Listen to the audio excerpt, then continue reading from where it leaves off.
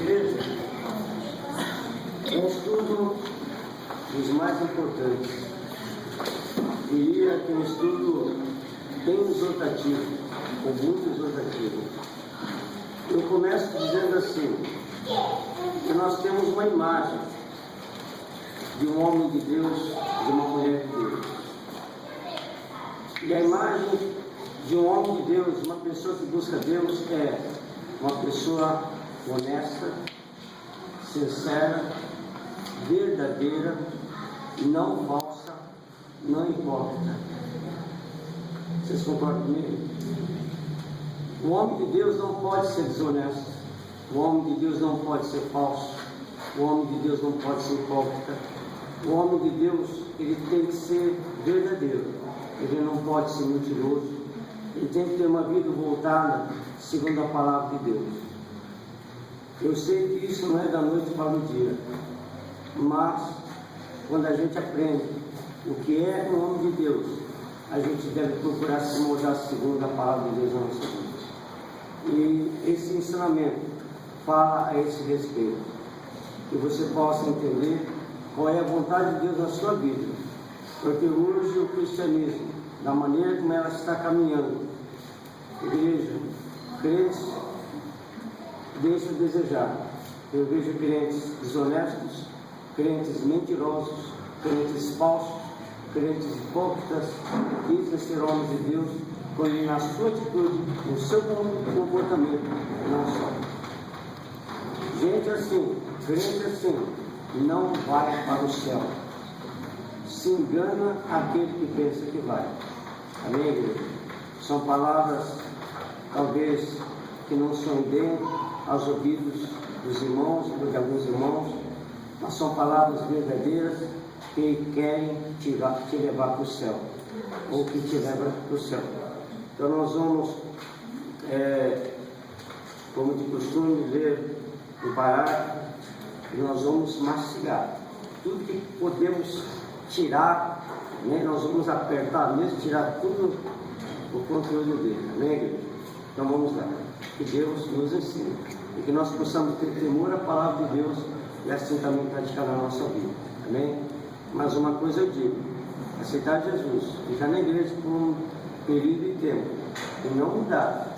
Olha, igreja, eu digo e disse já muitas vezes, quem busca Deus muda, e se não está mudando, se não tem mudança, é porque não está buscando a Deus, amém?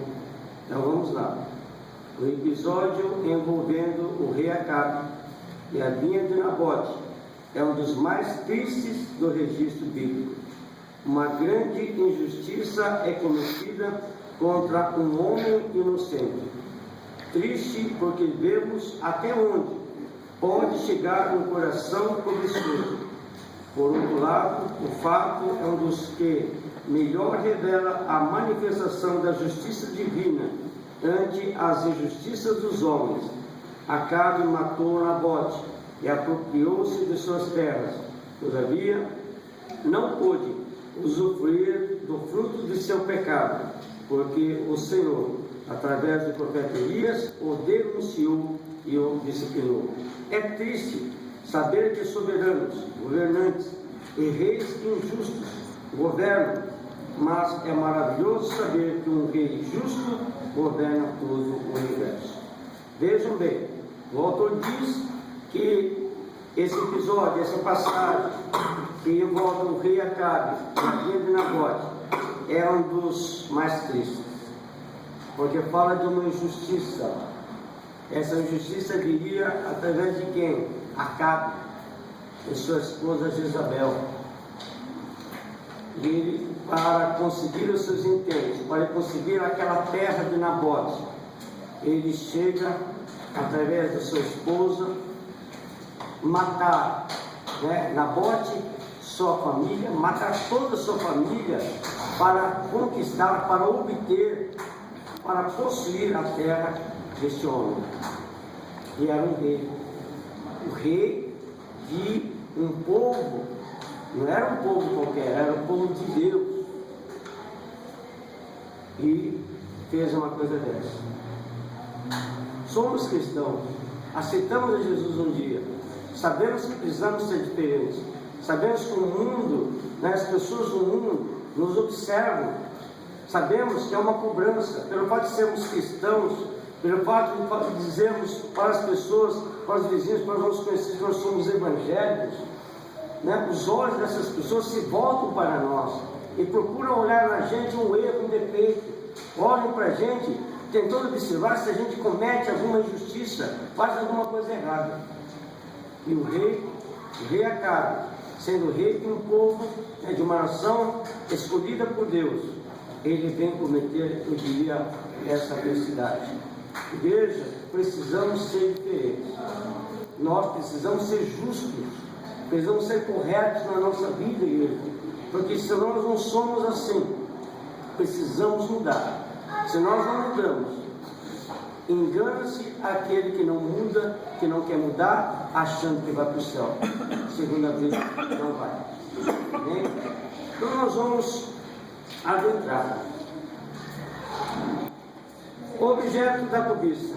Primeiro, o direito à prosperidade no antigo Israel. De acordo com o livro de Levítico, a terra pertencia ao Senhor. O israelita da antiga aliança estava consciente de que o Senhor lhe havia dado o direito de explorar a terra como uma concessão. Assim sendo, ele não poderia vender aquilo que lhe fora dado como herança divina.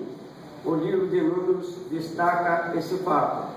Assim, a herança dos filhos de Israel não passará de tribo em tribo, pois os filhos de Israel se chegarão, cada um, à herança da tribo de seus pais. Números 36, versículo 7. Com isso, o Senhor queria proteger seu povo da cobiça, além de garantir o direito de cultivar a terra para a sua subsistência. Ou seja, o povo de Israel, naquele tempo, no Antigo Testamento, eles tinham aquele conceito: a terra quem deu foi Deus. E se Deus deu, cada um deveria ficar com a sua terra e não deveria passar, não deveria vender para ninguém, porque foi Deus que deu. Por isso, o autor diz, por isso o Senhor queria proteger seu povo da cobiça, ou seja, cada um teria a sua terra, cada um teria a sua propriedade. Então, se eu tenho a minha, por que eu vou querer do vizinho? Por que eu vou querer daquele irmão? Por que eu vou querer daquela irmã? Então, hoje é a mesma coisa. Nós fazemos parte de uma igreja. Nós somos irmãos em Cristo. Será que existe cobiça dentro da igreja? Será que existe alguém que olha naquilo que o outro irmão tem? Isso é errado, igreja. Amém? Se nós temos isso no nosso coração, se nós temos esse desejo, esse sentimento disso no nosso coração, igreja, nós precisamos tirar, nós precisamos arrancar, porque isso não é de Deus e te leva a não ser salvo. Amém, igreja? Então vamos lá. Fica, pois, a lição de que não devemos cobiçar aquilo que é do próximo, nem tampouco jogar fora aquilo que o Senhor nos confiou como despenseiro. Então, igreja, a gente tem, na verdade, segundo esses dias, nós vamos aprender uma coisa. Eu tenho que dar valor para aquilo que Deus me deu. Eu não posso querer o que é dos outros, nem dos irmãos da igreja, nem de ninguém lá fora, igreja. Isso é cobiça. Amém, igreja? E às vezes nós podemos ter isso dentro do nosso coração, querer, desejar, né? Ter ou possuir aquilo que é dos outros, aquilo que não é seu, aquilo que não te pertence. Mas o pior nesse texto está por vir, porque eles fazem uma coisa que, misericórdia de Deus, matam não somente a pessoa, mas matam toda a sua família para alcançar, para ter aquilo lá, igreja. Eles não medem, né, os meios, né, que eles teriam que fazer para possuir aquela terra. Amém, igreja? E nós não podemos ser assim. E às vezes nós temos crentes assim, para conseguir seus objetivos, fazem isso, fazem aquilo, trabalham de um jeito, de outro jeito, somente para alcançar os seus objetivos. Eu digo assim, misericórdia.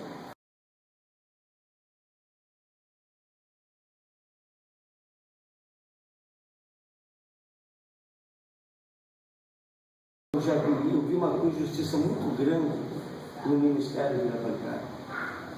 Igreja, nós temos que ser homens de Deus. Dizer que homem de Deus é fácil, mas a gente não precisa dizer com a nossa boca. Mas a nossa atitude tem que demonstrar que nós somos homens de Deus. Eu não posso falar eu sou homem de Deus e fazer isso que é errado, igreja. E tem muito crente assim, diz que é crente, diz que é isso, diz que é aquilo, mas a sua vida é tudo errada. Não, nós não podemos ser desse jeito, igreja. Nós temos que mudar, temos que ter uma mudança, temos que ter uma transformação. Você e nós precisamos mudar. Amém? Só segura. Vamos lá. Item 2, a herança de Nabote. Acabe queria a vinha de Nabote, de qualquer jeito. Vejam bem, prestem bem atenção. Acabe queria a vinha de Nabote de qualquer jeito, diante da insistência do rei. Nabote contra-argumentou, não poderia desfazer-se de sua herança. Nabote era obediente ao Senhor, invocou o poder da lei para proteger-se. Diante desse fato, o rei cobiçoso ficou triste, pois sabia que até mesmo o monarca hebreu precisava submeter-se à lei divina.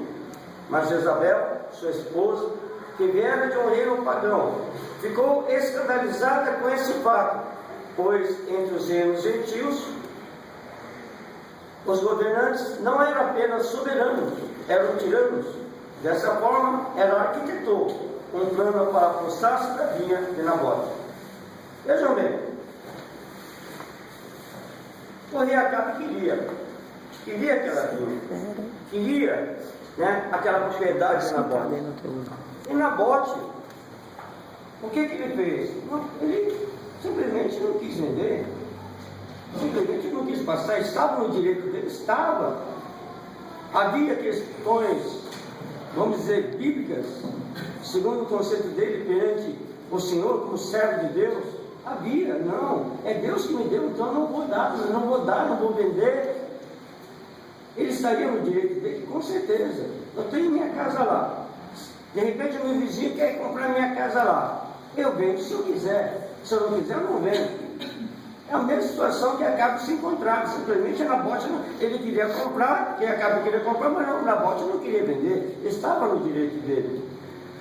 E o rei Acabe, o que aconteceu com ele?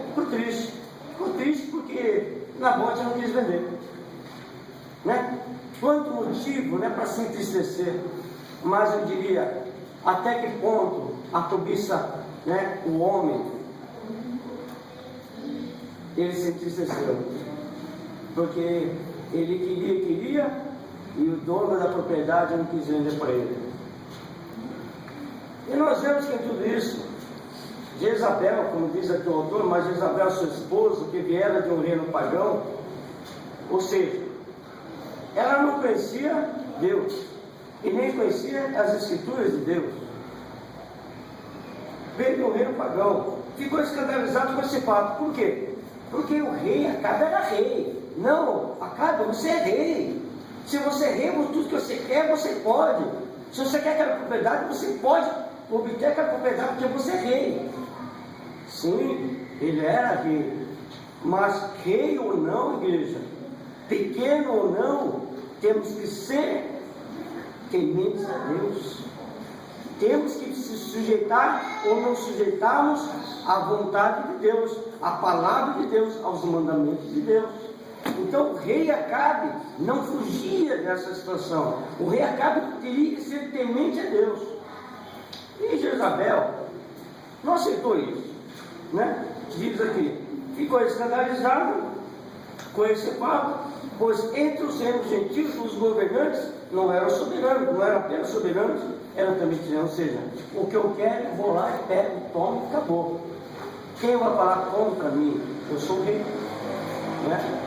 É a mesma coisa, eu sou pastor, então o que eu falar está falado, está certo? Errado, tem que estar segundo a palavra de Deus. E hoje tem pastor que está fazendo o que bem quer, do jeito que quer, só porque é pastor.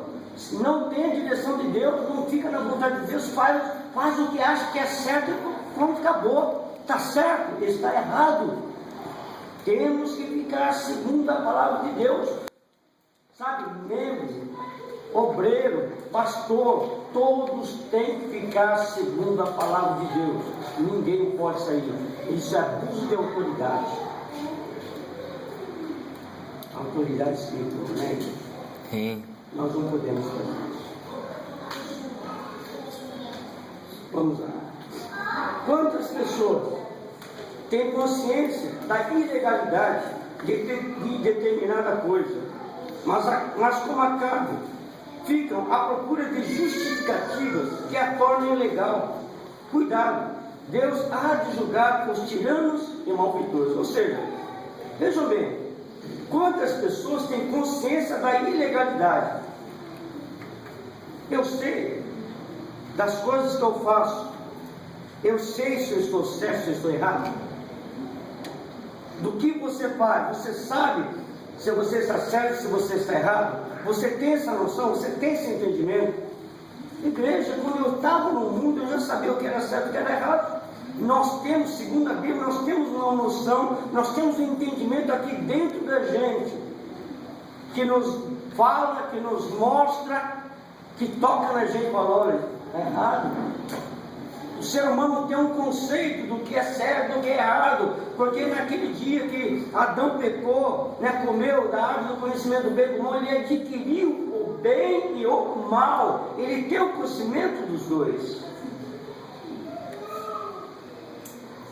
Aí eu vou argumentar, eu não sabia que eu estava errado. Será? Será? Nós sabemos se nós estamos certos ou errados.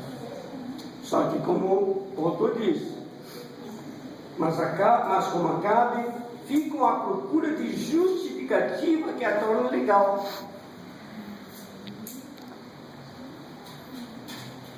Faço, né, igreja? Agora é meu. Não importa os meios.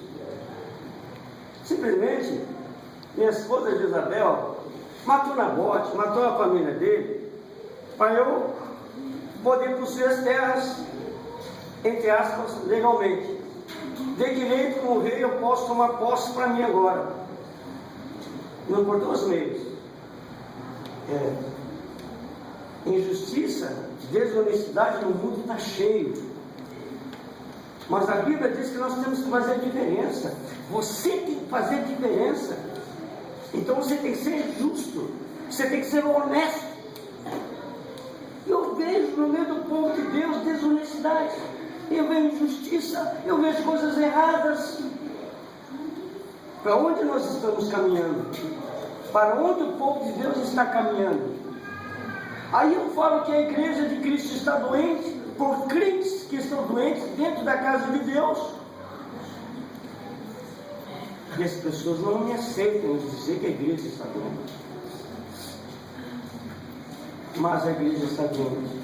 Se a gente quer enxergar a realidade, o estado espiritual da igreja de Cristo hoje, a igreja de Cristo está doente. E nós temos que ser diferentes. E eu gostaria que você olhasse a sua vida. Você é honesto? Você é correto? Você é verdadeiro? E olha para os crentes que você conhece. São honestos? São verdadeiros? São sinceros? Ou são desonestos? São falsos? São hipócritas? Se você não sabia diferenciar, você vai saber diferenciar a partir desse ensinamento. Você vai conseguir enxergar se ele é um homem de Deus ou não.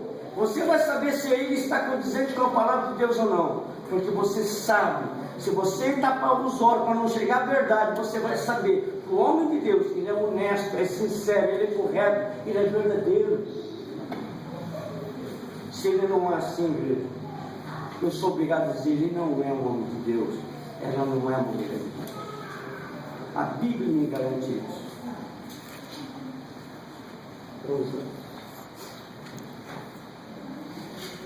E o autor diz, cuidado, Deus há de julgar os tiranos e malfeitores.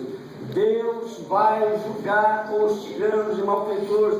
Deus vai julgar o crente que se diz crente, né, que pratica desonestidade, que é mentiroso.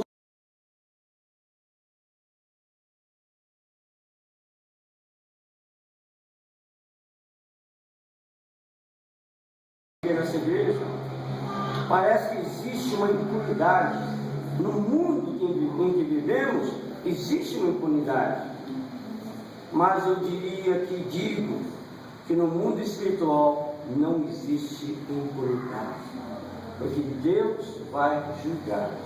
Só que a gente, com nossos olhos carnais, a gente, né, querendo as coisas mais rápidas, a gente querendo as coisas do nosso tempo, a gente fala, mas Deus não age, Deus não opera, olha aquele fulano, aquele Beltrano, aquele irmão, aquela irmã, porque Deus não pesa as mãos, porque Deus não trata, porque Deus não faz alguma coisa, não é assim, Deus.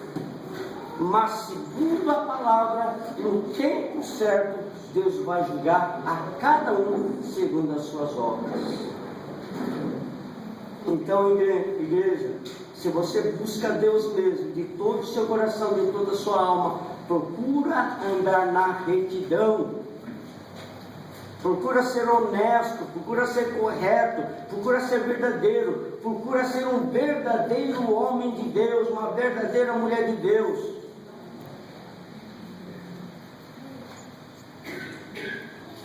Amém, igreja? Para que você possa alcançar a salvação. Não é por minha causa, é por sua causa perante Deus. As causas da cobiça. Primeiro, a casa de campo de Acabe. O livro de 1 Reis destaca que Acabe possuía uma segunda residência em Jezreel. Era uma casa de verão. A via de Nabote estava, pois, localizada próxima à residência de Acabe. O rei Acabe possuía uma casa real, uma casa de campo, mas não estava satisfeito enquanto não possuísse a pequena vinha do seu súdito Nabote. É uma verdade que muitas pessoas, mesmo sendo ricas, não se satisfazem com o que têm, querem mais e mais, e assim mesmo não conseguem encontrar satisfação.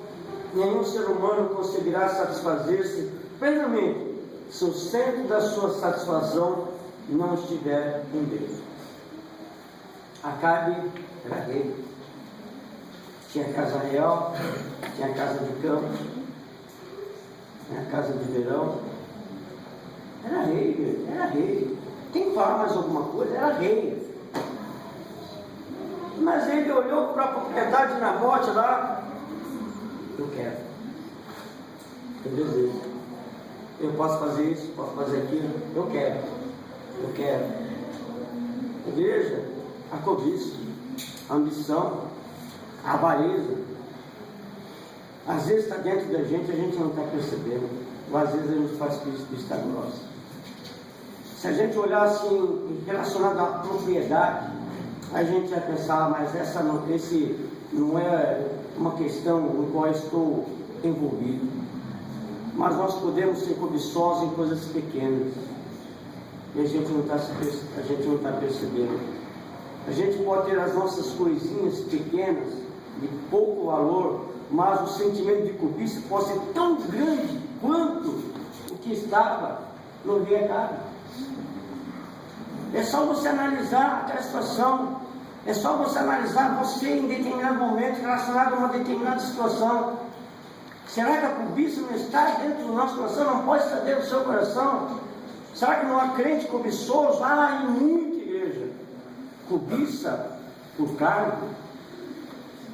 Cobiça, né, por querer ter aquilo que o outro tem e ele não tem.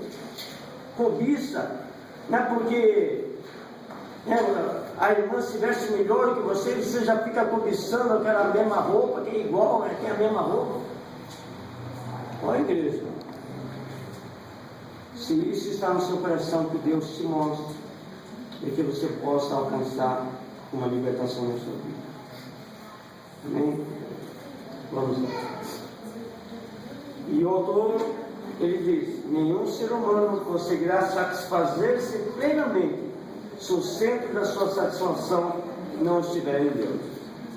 Igreja, buscar a Deus faz com que o ser humano mude. buscando Deus, nós mudamos. E se nós não mudamos, alguma coisa está errada. Podemos estar na igreja, mas nós não estamos buscando Deus. Quem busca Deus, muda. E quando a gente fala que nós mudamos, a mudança, igreja, não é aqui fora, é aqui dentro. Nós conseguimos perceber ou enxergar ou discernir o que é certo e o que é errado, as coisas que estão dentro da gente, que a gente vê que é errado, as coisas que estão dentro da gente, que a gente vê que não é correto. E nisso a gente tem que querer mudar para o Senhor. Eu sei que eu sou desse jeito, Senhor me muda, Senhor me transforma. Senhor, eu sei que eu sou cobiçoso, Senhor, eu não quero ser mais, Senhor me transforma, me muda. Nós temos que procurar uma mudança, olhando para dentro da gente, olhando que está errado, e falar, Senhor, eu quero mudar. É necessária essa mudança, Bíblia, sem santificação, nós não veremos ao Senhor. Mudança significa santificação. Quem é cobiçoso não está santificado, não vai para o céu. Temos que mudar. Amém? E temos que nos contentar com o que nós temos. E se nós buscamos a Deus verdadeiramente, nós aprendemos a nos contentar com o que temos. Paulo disse: em tudo estou instruído, sei padecer necessidades e sei também ter fartura. Estou instruído em tudo. E nós aprendemos. Quem busca Deus verdadeiramente aprende, igreja. E se você não aprendeu, porque você é novo, você vai ainda aprender. Mas se você é velho na presença de Deus e ainda não aprendeu, eu vou dizer para você que você não quer aprender essa lição. Mas Deus nos ensina a ter fartura e a padecer necessidade. Em resumo, Deus nos ensina a gente se contentar com o que nós temos. Amém? Porque Paulo largou tudo, abandonou tudo, e começou a viver uma vida não fácil, não boa na presença de Deus. Amém? Para ele sobreviver, ele começou a fabricar tendas para ele sobreviver. Ele saiu daquela vida de luxo, de uma posição, de um status, de uma posição social, para viver uma vida, igreja, muito diferente da vida que ele levava. Para ele buscar a Deus, para ele fazer a vontade de Deus e ficar na direção de Deus. Mas ele aprendeu. Por isso que ele disse: eu estou instruído. Ele quis dizer: Deus me ensinou. Então significa que Deus quer nos ensinar. Deus quer me ensinar. Ou Deus está me ensinando. E Deus também quer te ensinar. Amém? Vamos lá. 2. A horta de Acabe. Acabe estava dominado pelo desejo de ter, de possuir. Prestem bem atenção. Acabe estava dominado pelo desejo de ter, de possuir somente a casa de verão, que sem dúvida era majestosa, não lhe satisfazia. Queria agora construir ao seu lado uma horta para que seus desejos pudessem ser realizados. Não se importava em quebrar o mandamento divino: não cobiçarás. Mais do que qualquer motivação externa, Acabe estava totalmente dominado pelos desejos cobiçosos de seu coração. Então é tudo aqui, ó. Tudo começa no nosso coração. Então a gente tem que olhar dentro do nosso coração o que está aqui dentro. A gente consegue entender isso, a gente consegue perceber o que está aqui dentro da gente. A gente consegue. Só não vê quem não quer, só não percebe quem não quer o que está no seu coração. E se não é bom, nós temos que eliminar, nós temos que tirar, nós temos que pedir ajuda. Senhor, me tira isso de dentro do meu coração. Senhor, eu não quero esse sentimento ruim, eu não quero essa cobiça dentro do meu coração. Então nós temos, poxa, ele era rei, ele tinha muita coisa, mas, como o autor diz, ele estava dominado pelo desejo de ter. Eu quero. e vou conseguir. Igreja, quando a gente coloca certas coisas no nosso coração, a nossa atitude, o nosso comportamento é segundo o que está aqui dentro. Por isso que a Bíblia diz, a boca fala,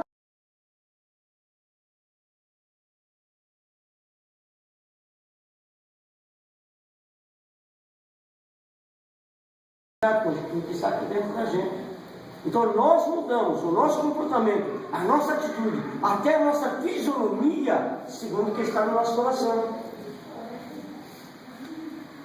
Amém, igreja?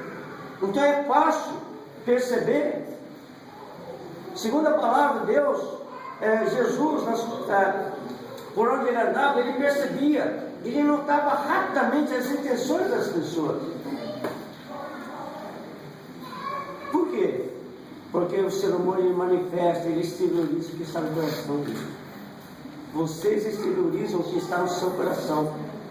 Aí eu percebo, eu noto, aquele irmão hoje ele não está bem não. Porque a fisionomia dele está diferente, o comportamento dele está diferente. Ele não está bem.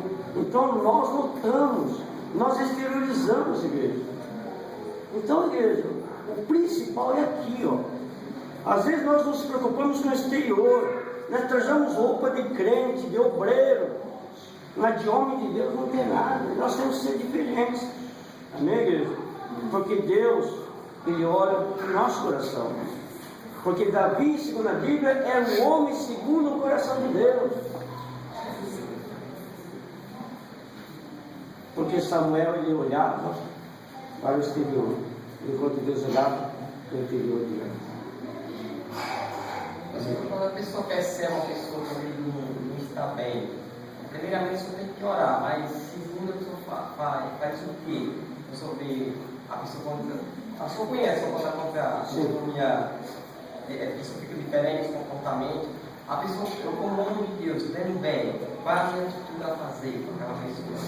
Qual atitude a fazer? Bom, é difícil a gente falar o que fazer. Vai depender do que ele chegar para você, expor para você. Né? Se ele expor uma coisa, porque é muito superficial, né? Se desse um exemplo, ficaria mais fácil o que você deve fazer. Mas o que eu digo primeiro é, a gente tem que ter conselho. Se a gente vai falar alguma coisa, a gente tem que ter conselho segundo a palavra de Deus. Que nem uma situação, o irmão está no erro, está errado, segundo uma situação que estava ocorrendo. Aí ele chega para outro irmão, expõe essa questão, mas o irmão estava errado. Aí o irmão chega, vamos orar, né, irmão? Deus sabe de tudo, né? Se a gente que está errado, a gente ouve uma coisa dessa de algum outro irmão, eu vou pensar, eu estou certo mesmo, vamos orar mesmo. Deus sabe de tudo, porque eu estou me achando certo. Então é como se eu tivesse alguém, um aliado à minha condição de errado, que eu estou achando que estou certo. Então eu tenho que ter um conselho de Deus. Se eu estiver concordando com o erro de alguém que está errado, igreja, o peso de Deus na minha vida, porque estou concordando com quem está errado, é igual. Então, orar, nós ser verdadeiro. Olha, irmão, você está errado. Porque a Bíblia diz, Deus exorta a quem ama. Se você ama o seu irmão, você tem que falar a verdade. Pode doer, na hora pode doer.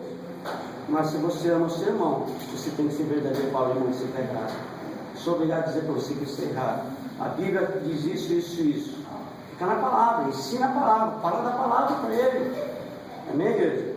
Mas não concordo com ele de ninguém. Não passa a mão na cabeça de quem está errado no nome de Jesus, porque perante Deus você vai estar errado também.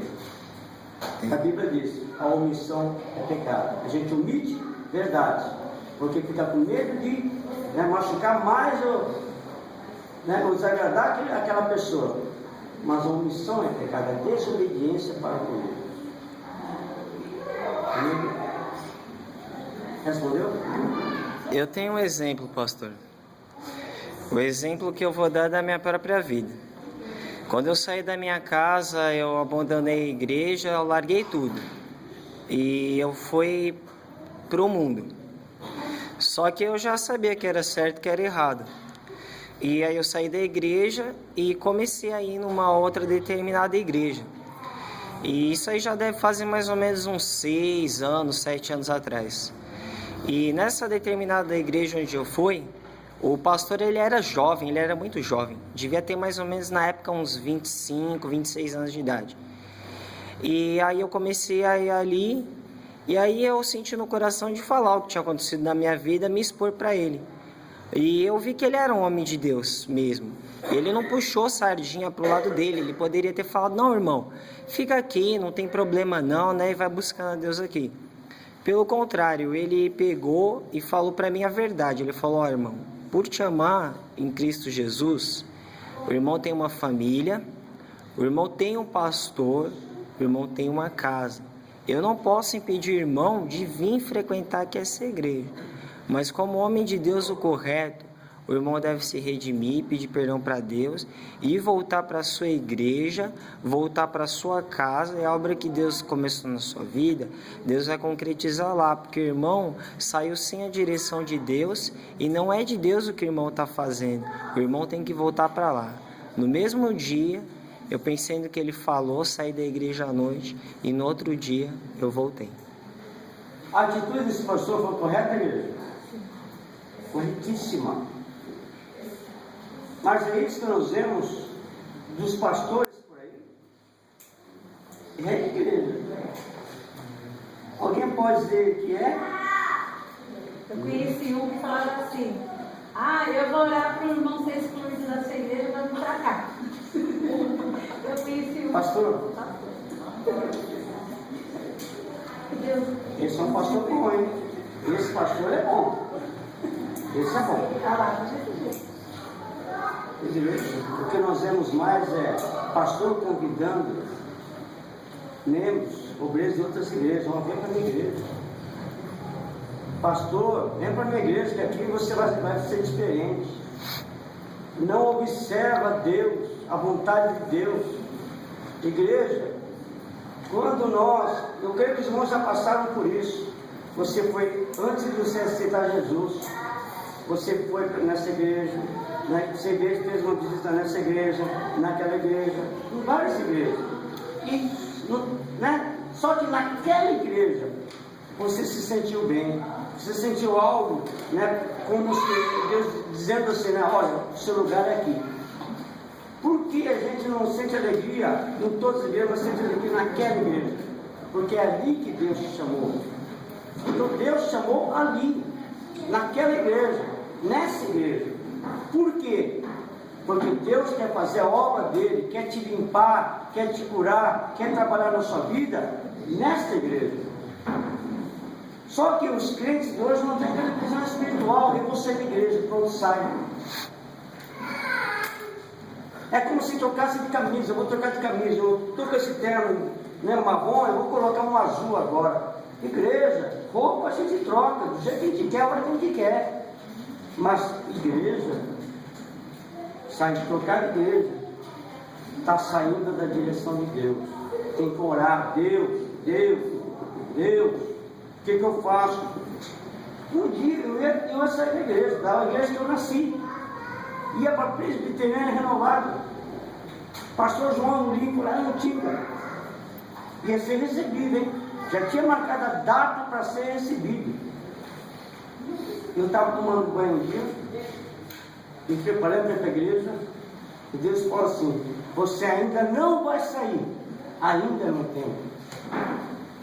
Sabe o que eu fiz? Entendi, foi a voz de Deus, não quis ser mais.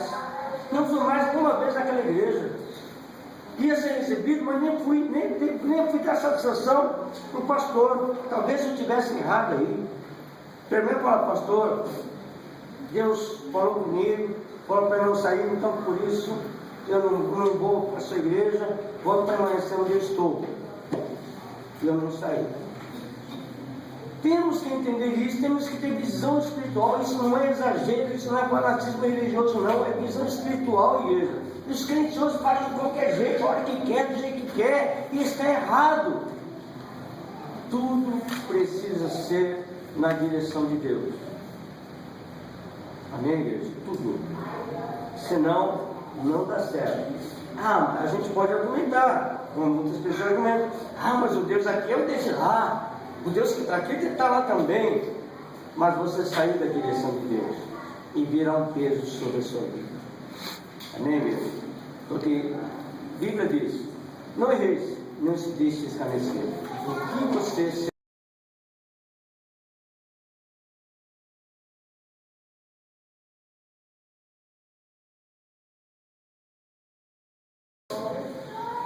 E outro diz: jamais devemos incorrer no erro de achar que os fins justificam os meios, e assim quebrar a palavra do Senhor na busca de um desejo meramente egoísta. Errar achando que os fins justificam os meios. O que eu quero na minha vida? Ter um bom emprego? Para conseguir um emprego, vou fazer de tudo. Para ficar bem de vida, vou fazer de tudo. Vou fazer com que fulano de tal perca o emprego para eu tomar o lugar dele, tomar a posição dele. Para eu melhorar de vida, eu vou pisar nos outros. Eu vou agir desonestidade para eu melhorar de vida. Vou roubar, né? Vou vender droga para melhorar de vida. Justifica isso, igreja? Não. Você é um homem de Deus. Naquela hora que você vai errar, se lembra, você é um homem de Deus.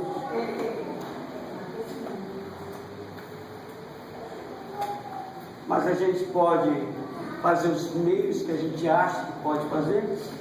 Agora dizer: